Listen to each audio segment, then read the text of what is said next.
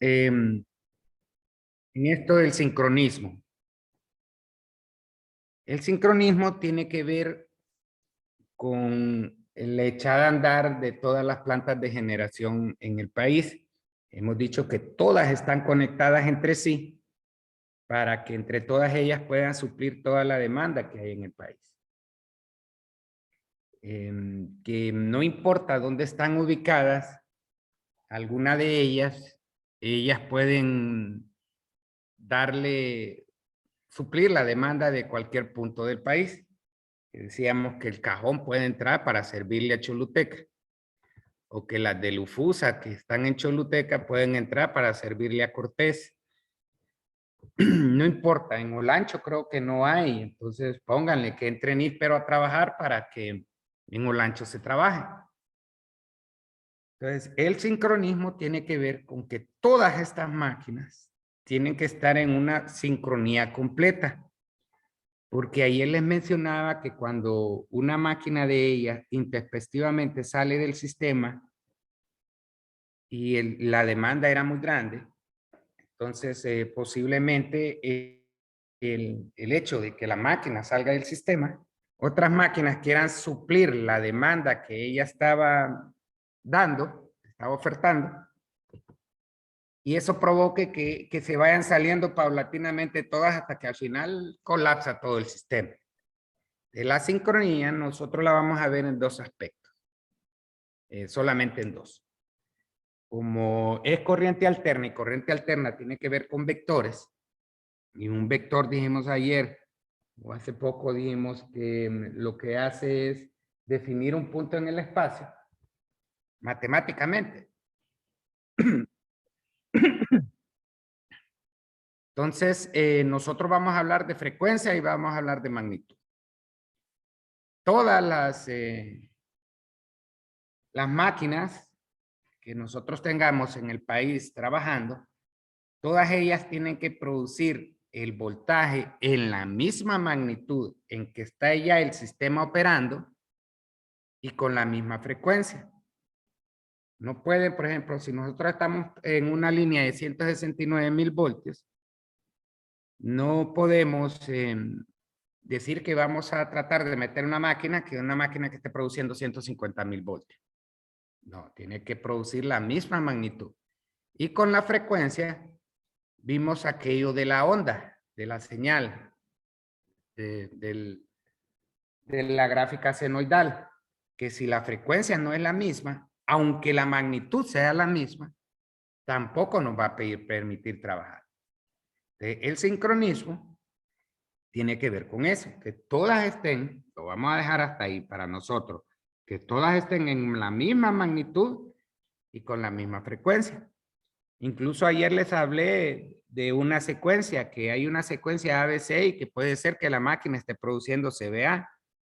Entonces, eso también provoca disparos, pero nosotros solo nos vamos a fijar en lo que es la señal, en la mera señal, en que tenga una magnitud igual a la que ya está en operación, a la que ya se está ofreciendo, y con la misma frecuencia.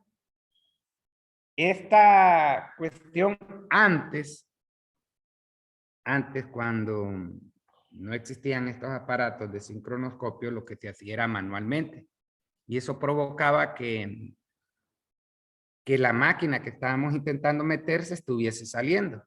A cada rato se salía hasta que llegaba un momento en que ella estaba pues en línea con todo lo que estaba en operación. Ahora existe un aparatito ahí que se llama sincronoscopio, que este sincronoscopio verifica cuál es la señal que ella está emitiendo y está forzándola a la máquina a que llegue a la señal que ya está en operación. De lo contrario, no la deja que entre. Cuando las máquinas ya están en operación, es que la máquina ya entró, ya está, ¿cómo se llama? Supliendo la demanda. Pero la máquina ya está en el sistema. Hasta que el sincronoscopio detecta y la obliga a ella a que llegue a los niveles deseados para que pueda entrar, entonces es que le permite entrar. Y cuando ella se dispara, pero ya se disparó, pero ya estaba en operación, ya estaba adentro del sistema. No es como antes que les decía que nosotros manualmente tratábamos de meterlas, pero no se nos permitía, entonces el mismo sistema la botaba. La máquina se disparaba y había que volver a hacer los intentos que fuesen necesarios hasta lograr meterla. Pero eso era porque se hacía de forma manual. Ahora con este aparatito del sincronoscopio, él es el que se está encargando de obligar a la máquina a que llegue a los niveles necesarios para que se pueda sincronizar con las máquinas que ya están en operación. A eso se refiere con el sincronismo. Dice que aquí que cuando la máquina está del sincronoscopio está midiendo, ella no puede permitir niveles más allá del 5% de los valores que ya están establecidos.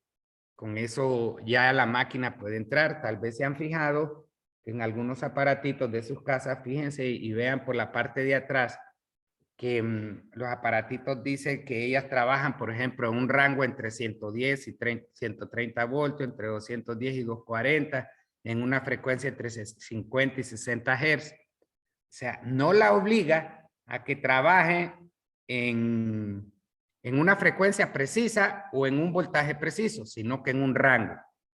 Y en ese rango ya pueden ellas entrar. Eso es lo que el sincronoscopio hace.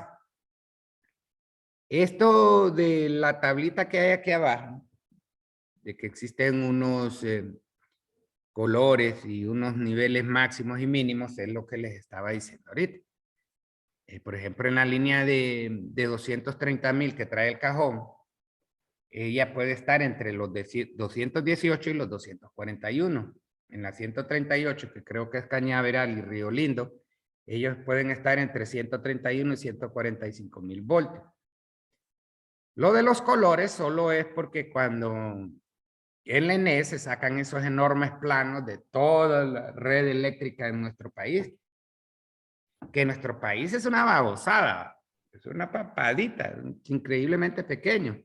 En comparación con esos enormes países, imagínense las redes de tendidos eléctricos que hay ahí. Y todos están de igual manera, así como nosotros. Porque sé yo, el estado muy alejado en el norte de Canadá y el más alejado en el sur de Canadá. Ambos producen energía y ambos suplen la demanda entre todos. Incluso el del sur le puede dar al del norte, solo que de nuevo aclaramos que lo mejor es que donde se genere, ahí se consuma porque al llevar la energía a grandes distancias, pues existen muchas pérdidas y esas no se pueden evitar. Siempre va a haber pérdidas de cualquier tipo. Entonces, eso de los colores lo que nos hace es que nos permite identificar más fácilmente cuál es la línea de la que estamos hablando. Y ya sabemos de dónde es que sale. Los 69,000, 34.5 y 13.8, esos son los voltajes que les digo que hay en el nivel de distribución. Nosotros, cuando vamos a hacer instalaciones de este tipo, por lo menos sabemos diferenciar entre el 13.8 y 34 con respecto al 69, porque en los aisladores que les digo que nosotros vemos en las líneas de alta tensión, en la mera punta del poste, la línea de 69 tiene 3 campanas ahí, donde llegan los cables a cada poste. Tiene 3 campanas y la línea de 34.5 y 13.8 solo tiene 2. Entonces ahí nosotros por lo menos en ese aspecto podemos diferenciar qué voltaje es. Pero solo con verlo no podemos diferenciar entre el 13.8 y el 34.5 porque ambos trabajan solamente con 2 campanas. Entonces ahí no podemos diferenciar cuál de los 2 voltajes es. Entonces tenemos que comunicarnos con la ENE para saber qué voltaje es el que hay en esa zona.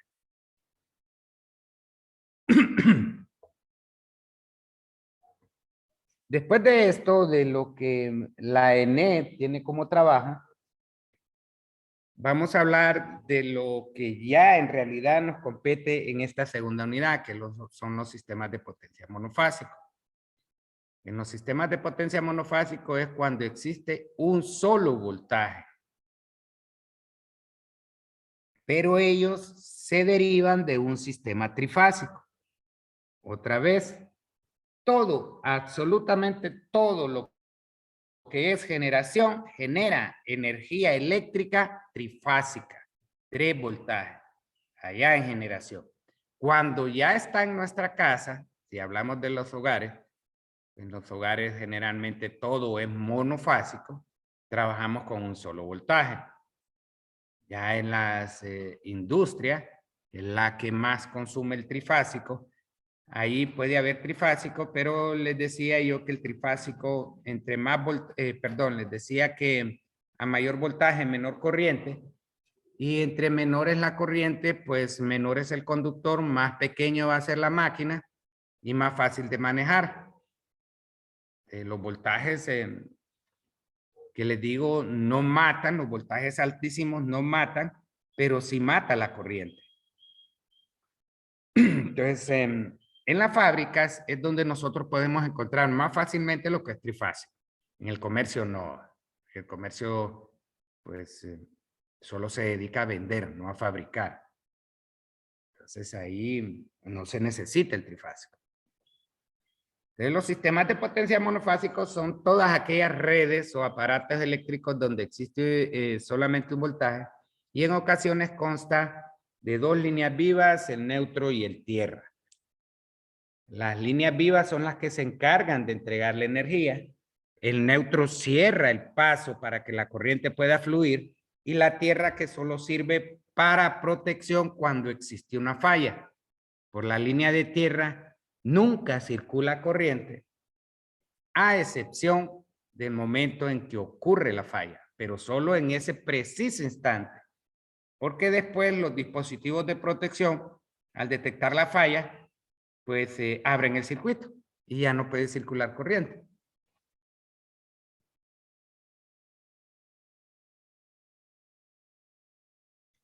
Dependiendo del aparato, podrá así usar 2 líneas vivas o solo una. O una línea viva y el neutro. Eso depende del aparato. Por ejemplo, cuando decimos que 110, estamos utilizando una línea viva y el neutro. Y cuando decimos que es 220, estamos utilizando 2 líneas vivas. Ya vamos a ver qué es línea viva. En todos los sistemas de potencia monofásico existe lo que es el panel de control o el distribuidor, lo que nosotros vemos en la casa y le llamamos centro de carga, donde están ubicados todos los breakers. A ese centro de carga llegan los cables que vienen del medidor, del medidor que nosotros tenemos fuera de la casa. Al medidor llega el cable que viene del poste. Y el cable que viene del poste sale del transformador. Y el cable que alimenta al transformador viene del trifásico, que viene de las subestaciones que son alimentadas por las líneas de transmisión, que son alimentadas por las líneas de generación. Entonces, ese centro de carga, ahí es donde llegan las 2 líneas vivas y el neutro. Y ahí se encuentra también la línea de tierra. La línea de tierra lo único que hacemos es enterrar una varilla de cobre en el suelo y llevar un cable desde el centro de carga hasta la línea de tierra. Entonces, cuando ocurre una falla, esa corriente que se produjo por la falla, lo que hace es que se disipe en el suelo, en la tierra. Y como la tierra es enorme, pues ahí la corriente se disipa fácilmente. Ahora, que haya un bichito por ahí, cualquier bicho que haya por ahí, cuando se produce una falla y la corriente se va a tierra, hasta ahí llegó. Porque las corrientes de falla son increíblemente enormes. Los breakers que están conectados en los centros de carga nos sirven para nosotros, en lo que es el hogar, nos sirven generalmente para las fallas que son de cortocircuito. Cortocircuito, ¿qué significa? Como falla, significa que entre la línea viva y el neutro, por algún desperfecto, pegaron entre sí. Eso es lo que conocemos como cortocircuito. O que las dos líneas vivas pegaron entre sí, a eso se le conoce como cortocircuito. Y pues al pegar las dos líneas, ya sean entre las dos líneas vivas o una línea viva y el neutro, se produce una enorme corriente de falla, y esa enorme corriente de falla que se produce es la que hace que el breaker se dispare. Como falla, hay otras fallas que nosotros lo que hacemos es sobrecargar el circuito. O sea, que conectamos aquella gran cantidad de aparatos a un circuito y el breaker detecta que está entregando más corriente de la que él puede entregar y también se dispara. Pero ya esa no es una falla. Ya es que nosotros conectamos demasiados aparatos ahí y el breaker no permite que circule más corriente, porque el breaker no solo protege al aparato cuando se da la falla, o no solo protege al usuario porque esa corriente de falla podría irse a través del usuario y matarlo, sino que también protege la red eléctrica instalada. O sea, por ejemplo, generalmente en las casas, yo como ingeniero siempre pongo cable número 10 en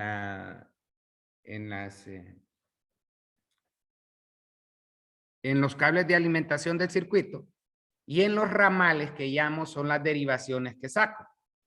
Entonces ahí ya pongo otro tipo de cable, ya puedo poner 14. Pero el cable número 10 soporta 30 amperios. Yo a todo lo que es iluminación y todo lo que es toma, siempre me acostumbré a alimentar todo con cable número 10, pero en las derivaciones hacerlo con 14. Porque ya el toma consume muy poquito y si tienen alguna que les da por andar viendo qué es lo que pasa en los tomas, pues se pueden fijar que en los tomas dice que lo más que ellos soportan, los tomas generales, son 15 amperios.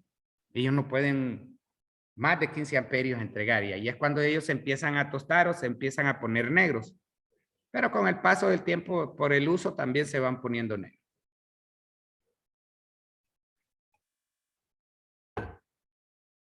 Lo mismo ocurre con la iluminación. Alimento con cable número 10, pero ya en las derivaciones pongo cable número 14. Porque peor en la iluminación, pues que los foquitos son de muy baja potencia y la corriente que están pidiendo pues es muy poca. Por ejemplo, el foquito de 60 watts que les digo y se alimenta con 110, pues lo único que pide son 0.5 amperios. Y el cable número 14 puede entregar hasta 15. Entonces ahí solo es para entregar energía. Yo pongo cable número 10 en los ramales principales porque, como les digo, en la medida en que me voy separando del centro de carga, en que la distancia se va volviendo más larga, existe lo que es caída de tensión. Y ya al final los aparatos que tengo conectados al final ya no quieren trabajar porque la distancia es muy grande y ya el voltaje disminuyó. O en ocasiones, no siempre, pero en ocasiones, si yo tengo encendido todos los focos de un circuito, y el circuito es muy largo, puede ser que los primeros sí me trabajen y los últimos no, por la caída de voltaje, aunque los primeros enciendan y los últimos no. Pero ya es la caída de voltaje la que me está provocando eso. Entonces lo que debo de hacer es, ya que los últimos no me encienden, entonces lo que debo de hacer es cortar y hacer una nueva instalación para los últimos, porque de lo contrario no van a trabajar. En el centro de carga existen 4 barras. En esas barras es donde se instalan las 2 líneas vivas, que es donde se ponen los breakers, y de los breakers salen los cables para alimentar todo lo que queremos nosotros en la casa. Está una barra que es donde se conecta el neutro y hay otra barra que es donde se conecta el tierra. que todos los aparatitos deberíamos de nosotros protegerlos con una línea de tierra, pero la verdad es que al aterrizar toda una casa, una residencia, hablemos de una residencia, una empresa, un negocio, un comercio, lo que sea, eso casi encarece en un 30% más el costo de la instalación eléctrica. Solo hecho de llevar un cable más ya implica un costo extra. Y para la mano de obra hay que ir identificando esos cables, cuáles son los vivos, cuáles son los neutros, cuáles son los tierras, para al final no meter las 4. Si no es se pasea todito uno y después tiene que andar desarmando todo y ver dónde es el problema.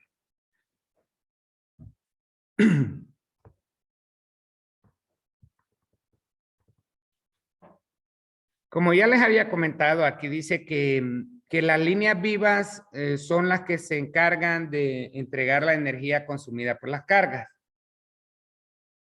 Los breakers que nosotros utilizamos solo son breakers, como les digo, para cuestiones de fallas de cortocircuito. Pero existen otra serie de dispositivos que nos permiten a nosotros proteger lo que nosotros tenemos adentro. Por ejemplo, hay dispositivos para el caso de aquellos aparatos que generan calor, que hay dispositivos que lo que hacen es proteger el aparato contra sobretemperaturas, que lo que hacen es que evita que el aparato se caliente demasiado y dispare el aparato. Están los relevadores aquellos de los que hablaban, que en casos que la máquina está trabajando mal por alguna cuestión, ellos detectan el mal trabajo y lo que hacen es sacar la máquina y meter otra. O por ejemplo, los relevadores en los carros. Por ejemplo, les puedo poner con el caso de la luz alta. Ahí lo que hay es un relevador que cuando nosotros queremos luz alta, mete otro filamento y producimos más iluminación, o queremos luz baja, pues le damos otra vez al control y saca uno de los dispositivos. A eso se refiere con relevador. Hay protecciones de sobrecorriente que lo que hacen no es detectar si hubo una falla, sino detectar que puede haber una corriente mayor a la que está siendo solicitada y se dispara. Esas cuestiones generalmente ocurren, por ejemplo, cuando hay descargas atmosféricas o cuando la ENE tiene alguna falla y se produce una leve corriente de falla y en lugar de fluir a través de las casas, se vaya a tierra. Pero hay diferentes dispositivos de protección.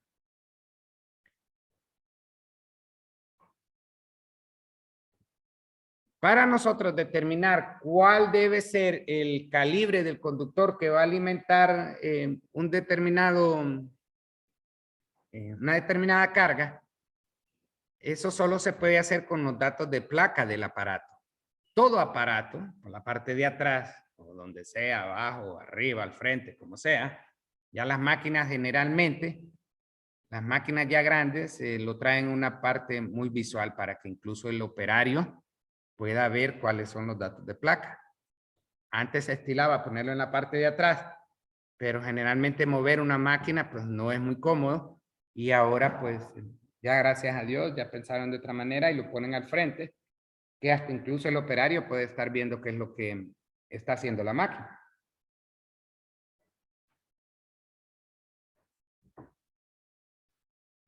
Estos conductores de línea viva, neutro y tierra se calculan dependiendo de la corriente que está solicitando el aparato.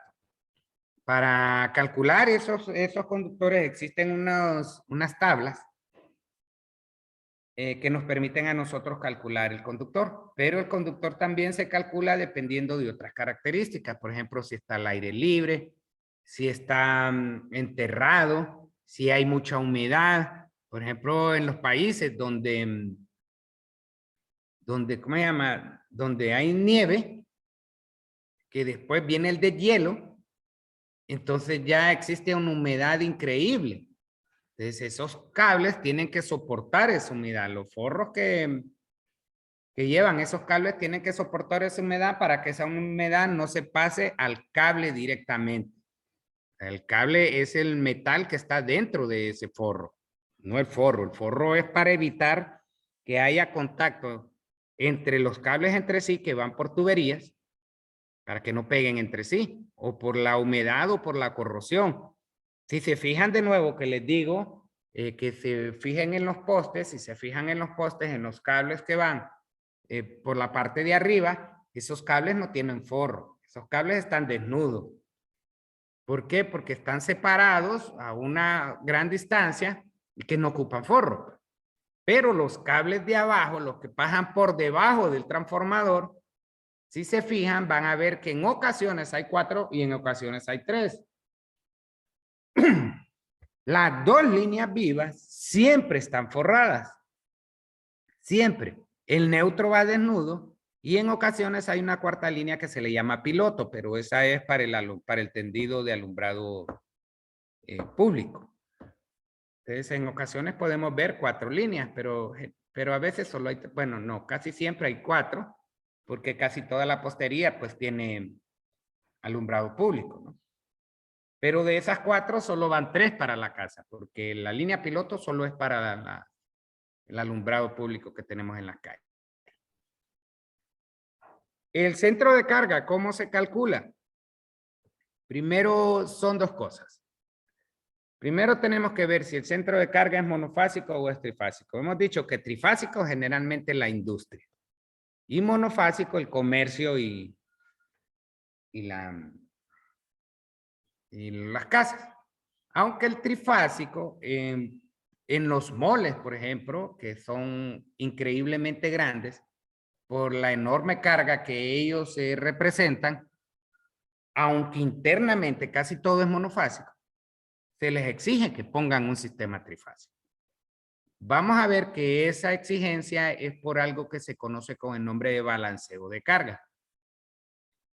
Que eso lo que hace es permitir distribuir el consumo de energía entre las 3 líneas vivas que vamos a ver que tiene un trifásico. Un monofásico básicamente es el transformador que nos da a nosotros el 110 o el 220. Básicamente solo se conecta a una línea viva. Entonces las otras 2 quedan libres.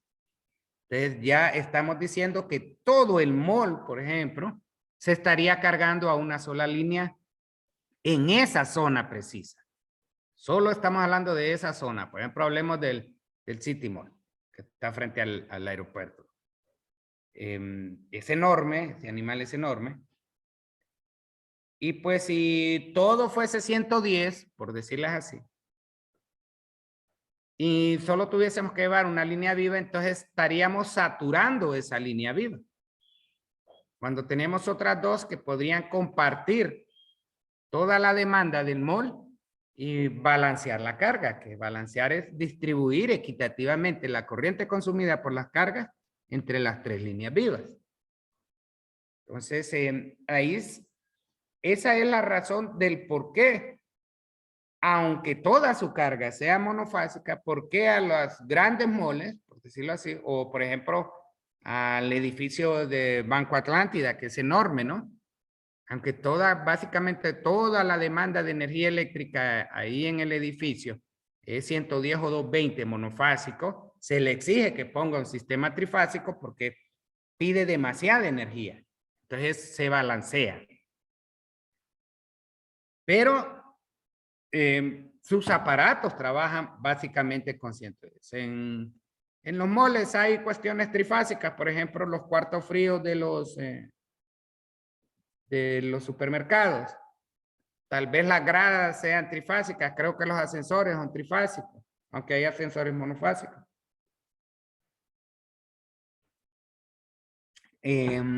Los aires acondicionados.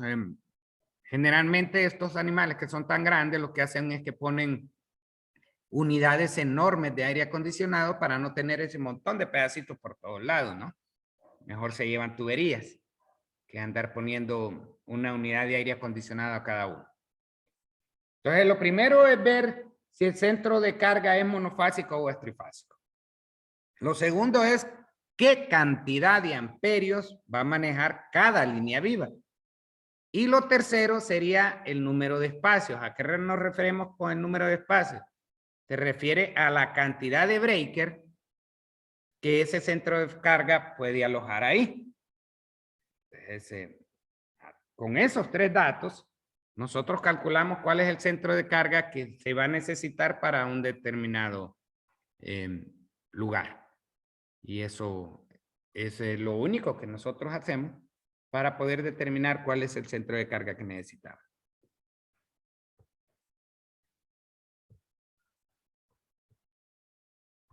Para tratar de entenderle mejor a esto, puse ahí un ejemplo de cómo es, qué se hace para más o menos ir construyendo un plano que permita a nosotros alimentar una residencia.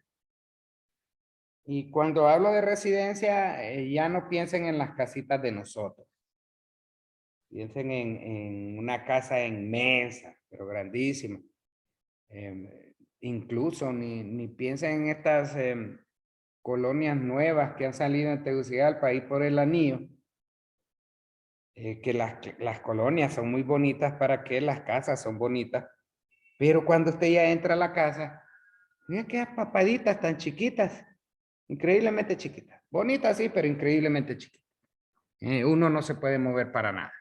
Y cuestan un montón, porque son baratas.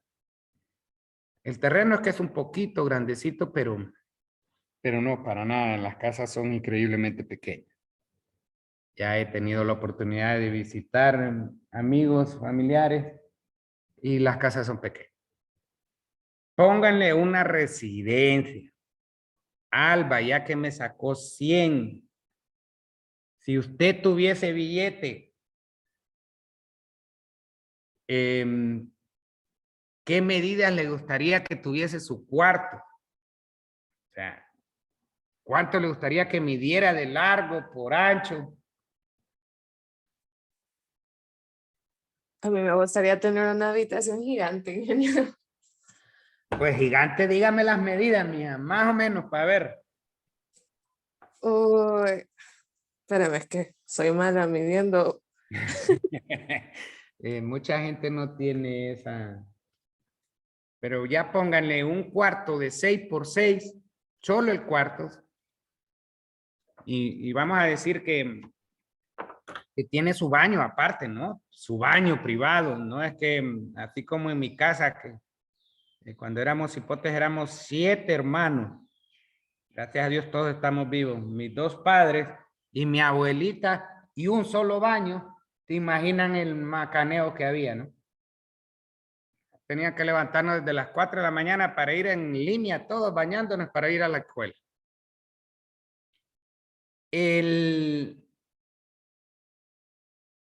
La red eléctrica que nosotros vamos a poner en un lugar depende mucho del tamaño del lugar.